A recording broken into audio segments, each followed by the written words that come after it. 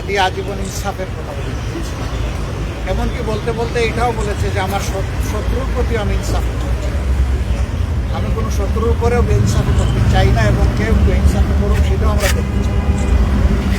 এমনই একটা নির্মল চরিত্রের ছেলে যে আসলেই অনেকের অন্তরে জায়গা করে, অনেকের ভালোবাসাটাই সম্ভবত তার জন্য কারো কারো ক্ষেত্রে সহ্য করা কঠিন হয়ে গেছে। এই জন্যই তারা ষড়যন্ত্র করে দুনিয়া থেকে তাকে উঠিয়ে দিয়েছে। কিন্তু যারা বিপ্লবী তাদেরকে খুন করে বিপ্লবের চেতনাকে খুন করা যায় না, বরঞ্চ সেই চেতনা আরও ছড়িয়ে যায়। গতকালকের জানাজা সারা দুনিয়া প্রত্যক্ষ করেছে এবং আমরা মনে করি সারা দুনিয়ায়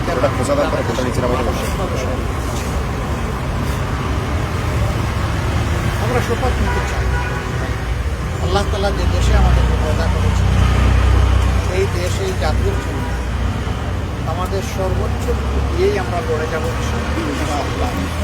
এবং আমরা আশাবাদী এই জাতি ইনশাল্লাহ সব ধরনের ফেসিবাদের কবল থেকে মুক্ত হবে, সব ধরনের অন্যায় অবিচার থেকে মুক্ত হবে, বৈষম্য থেকে মুক্ত হবে, দুর্নীতির করাল গ্রাস থেকে মুক্তি পাবে।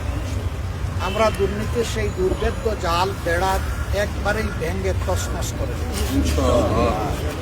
এ পর্যন্ত আমাদের লড়াই অব্যাহত থাকবে ইনশাআল্লাহ। তাহলে হাদি এবং হাদিদের আত্মা শান্তি, এই 24-এ যারা জীবন দিয়েছে, যারা লড়াই করে দুনিয়া থেকে বিদায় নিচ্ছে, আল্লাহ তাআলা তাদের সকলকে হাদি সহ শহীদ হিসেবে, যারা আহত পঙ্গু হয়ে বেঁচে আছেন, আল্লাহ তাআলা জীবন্ত এই শহীদদেরকে তার কাজ পুজোর থেকে সাহায্য করবে এবং এই জাতিকে তাদের থেকে প্রেরণা নিয়ে নিজেদের কর্তব্য আদায়ের তৌফিক দান করবেন। আজকে রাজনৈতিক দলগুলোর উপর অনেক বড় দায়িত্ব। দোয়া করবেন প্রিয় দেশকে ঐক্যবদ্ধভাবে আমরা সবাই চাই পারস্পরিক ভুল বুঝাবুঝি ভুলে কি আমরা সামনের দিকে এগোতে পারি। আল্লাহ যেন তৌফিক দান করেন। আদর্শ এবং কৌশল দলগুলোর ভিন্নতা থাকবে, সেই লড়াই হোক বুদ্ধিবৃত্তি, সেই লড়াই হোক মুক্তি এবং সেই লড়াই হোক মানবতার করা। দেশ নয়, ব্যক্তি নয়, জাতি বড়, ব্যক্তি নয়, দল নয়, জাতি বড়। সেই কথার উপরে আমরা যেন রাজনৈতিক দলগুলো আমাদের পথ রচনা করে সামনে এগোতে পারি। আল্লাহ সেই তৌফিক দান করেন।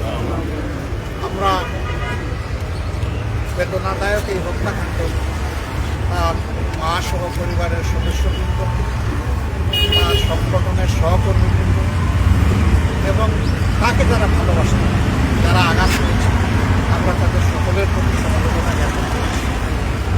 আল্লাহ তাআলা তাদেরকে শান্তি দিন, সবর দিন, ধৈর্য ধারণ করার তৌফিক দান করেন। গতকালের জানাজায় বারবার উচ্চারিত হয়েছে, খুনিদেরকে আমরা গ্রেপ্তার হয়েছে, শাস্তি পাচ্ছে, এটা আমরা দেখতে চাই। সরকার এ পর্যন্ত যা করেছেন তাতে জনগণ মোটেই সন্তুষ্ট।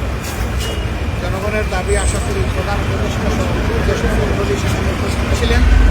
তারা জনগণের পালস বুঝতে পেরেছেন। জনগণের প্রাণের প্রতি সম্মান দেখতে অতি দ্রুত সমস্ত সন্দেহ সংশয়ের বাইরে এসে খুনিদেরকে গ্রেপ্তার করতে হবে এবং আইনের আওতায় আনতে হবে। যদি এই খুনিরা পার পেয়ে যায় তাহলে আপনার আমার কারো জীবনে নিরাপদ হওয়া যাবে না। আমরা খুনিরা খুন করবে তাই বলে আমরা আমাদের দায়িত্ব পালনে অবহেলা করবো না, তা হবে। ওই খুনিদেরকে আমরা পরোয়া করি। আমরা বিশ্বাস করি যিনি আসমান জমিনের মালিক তিনি আমাদের জীবনেরও মালিক, যিনি আসমান জমিনের মালিক তিনি আমাদের নিরাপত্তারও মালিক। সুতরাং আমাদের জীবন, আমাদের নিরাপত্তা মহান আল্লাহর হাতে তুলে দিলাম। আল্লাহ দিন, দেশ, জাতির জন্য যেভাবে আমাদের জীবন পছন্দ করে আল্লাহ যেন সেইভাবেই আমাদের থেকে আমাদের জীবনগুলা হবে। দেখেন কালকে আমরা জানাজায় গিয়েছিলাম, নির্বাচন করতে যাই, ওখানে গিয়ে দেখে নির্বাচনের আলোচনা আপনারা শুনেছেন। স্বাভাবিক কারো কারো কার্যকলাপে এরকম যদি কিছু হয় আমরা আপনাদেরকে বলতে চাই যে এই নির্বাচন ফেব্রুয়ারিতেই হোক, সেই ব্যাপারে আমরা দৃঢ় আশাবাদী এবং এই লক্ষ্যে আমাদের পক্ষ থেকে সম্মত সকল ধরনের সহযোগিতা আমরা করে দেবো। আমরা আশা করি যে এই নির্বাচন ফেব্রুয়ারিতেই হবে ইনশাআল্লাহ। তবে নির্বাচনটা যেন সুষ্ঠু হয়, মানুষের কাছে গ্রহণযোগ্য হয়, জনমতের প্রতিফলন ঘটে এবং এখানে যেন অন্য কিছু কেউ চিন্তা না করে।